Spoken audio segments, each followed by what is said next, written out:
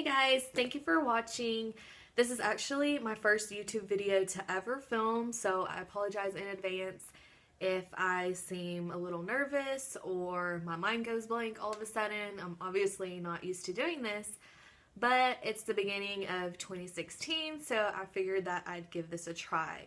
I've been watching YouTube videos for about 5 years now, so I'm really excited to get started. And today I'm actually going to be reviewing a new foundation that recently came out at the drugstore. It is the Maybelline Dream Velvet Soft Matte Hydrating Foundation, and I picked mine up at my local Walgreens. I picked it up because I prefer a matte foundation over a dewy foundation. I just personally think it looks better on me, and I am a little oily in my T-zone area. My nose and chin area typically gets oily quickly, so I do prefer a matte foundation. I wanted to try something that was more hydrating on my skin because here recently in Texas the weather has gotten cold. It's hot one day, cold one day. It's just crazy here, so my skin has been acting up a lot. It's really dry and feels very dehydrated, so I was very excited to try out this foundation just to get some moisture back into my skin. So like I said, I picked it up at Walgreens and I spent probably about $8 or $9 on it, and I picked up the color 75 Natural Beige. And at the store they were actually sealed with like a foil so that you couldn't swatch them inside the store, but I really got lucky because this is the perfect match for me. And another foundation that I like from Maybelline is the Maybelline Fit Me Matte and Poreless, and in this one I am in the color 220 Natural Beige. So see, Natural Beige seems to fit me pretty well. So they do sell a little applicator to go with this. It looks kind of like a beauty blender but with a little handle, and I didn't pick that up just because I have a Real Technique sponge and I love the way that this applies foundation, so I just use this to blend it in. It is a very thick consistency, as you'll see in the demo. It's very similar to the Rimmel Stay Matte, I believe it's called. Rimmel Matte something. It's in a package like this, and it's very thick as well.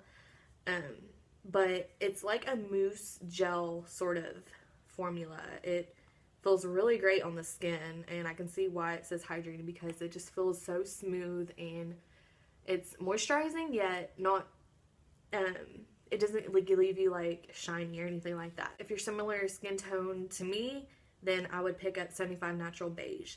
And another thing about this is that it has like a yellow undertone, and that's perfect for me personally because I really don't like foundations that are pink or, you know, have other undertones like that. This one's yellow undertoned and it's just my favorite recently. So I'm going to look at the Maybelline website. And it says Maybelline's Dream Velvet Soft Matte Hydrating Foundation is a refreshing gel whipped foundation that leaves complexion perfected and smooth with a velvety soft matte finish while skin stays hydrated for 12 hours. So the benefits are Maybelline's first hydrating matte foundation for a 100% velvet smooth perfection. It's a unique gel whipped formula, ideal for normal to combination skin, and it's medium coverage. And I completely agree with all of those claims. It is a medium coverage, even with just one layer. It covered up all my redness, my acne, blemishes, things like that. And I would say that it has kind of an okay shade range. It has, let's see, 2, 4, 6, 8, 10, 12 different shades. So it doesn't have as many as like the L'Oreal True Match, but it does have some variety, so hopefully you can find your shade at the store. But so it is ideal for normal to combination skin. I think they said that because like it claims to be hydrating, so someone with oily skin may not like this. Um, but then again, it's matte, so you never know. I would just test it out because I think everyone would like it as long as you set it with a powder. It's will probably last you all day. That's what I did. I set mine with the Rimmel Stay Matte powder in transparent, so I really like the finish that it gave. Overall, I would say that it is medium coverage, but it is buildable. I think you could probably get a full coverage out of it. So you can layer it. It doesn't start to look cakey or anything like that. It just blends beautifully into the skin. But one thing is that you want to make sure that you work in sections because it kind of dries fast. So what I did is I did one half first. I put it on the back of my hand and just dotted it, blended it in, and then I went on to the other side. So it does dry kind of fast, but you know, if you're using something like a wet sponge, then you know it will blend in and it won't, you know, look cakey or anything like that. It doesn't look like I have foundation on to me. It just looks like skin, and it's just so pretty. I mean, it does look like foundation, but it doesn't look like thick or heavy. It feels very light. It's just honestly, my new favorite drugstore foundation. I think maybe a high-end comparison would probably be like the Tarte Amazonian Clay foundation. I haven't tried that, but I've heard that it's probably similar to that. But overall, I really do like it. It's medium coverage. It lasts all day. This is my third time trying it out, third or fourth. And the other days that I wore it, it lasted all day with the powder. And yeah, I just really like this foundation, and I highly recommend that you try it out. Bye. Okay, so moving on to the demo, I start with the bare face. I just have on my simple moisturizer that I use every day. I did not use a primer just because I typically don't wear a primer. And again, I'm in the color 75 Natural Beige. So if you are a similar skin tone to me, then I highly recommend this shade. It matched perfectly. As you can see, it has a thick consistency. It's not runny like most typical foundations, but it does provide a lot of coverage and it blends out really well. So what I'm doing is just dotting one side of my face and blending that out and then moving on to the other side of my face. And the reason that I do one side at a time is because this foundation seems to dry pretty quickly. So I just work in sections. I do one side, blend it in, and move on to the other. And I'm using the Real Techniques sponge damp. And I really like the way that these two work together. I find that they provide a lot of moisture and leave my skin feeling very hydrated.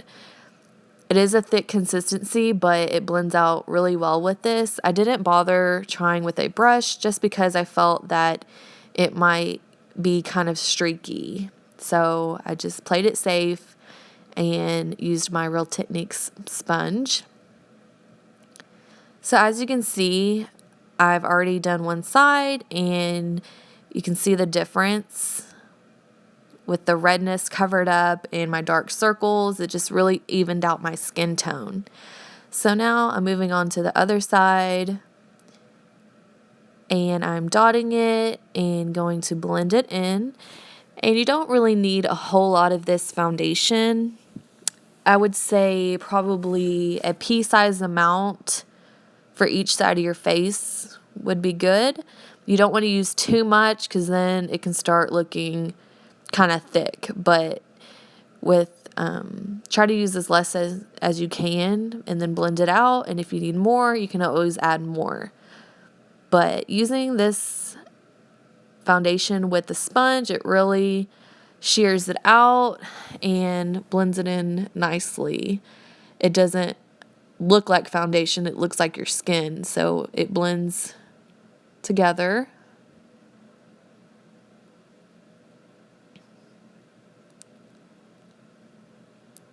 And I'm going in and adding a little bit more to my problem areas. So if you have acne or anything like that, then you can go in and add some more.